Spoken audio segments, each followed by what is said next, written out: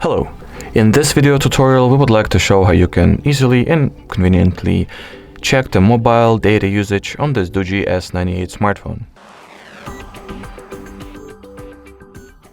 So first of all, open up the General Settings app.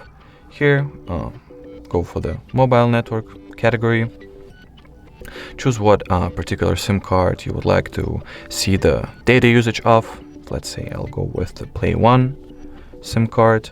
And as you can see, for this particular SIM, the app data usage section is unavailable since I haven't used any data for it yet. But if we'll go to the Play 2 SIM card and go for the app data usage, we'll see that it actually has the very detailed breakdown on how much data has been used for which particular app.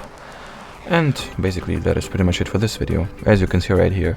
So once you want to get the detailed breakdown of on the cellular data used, just follow this guide.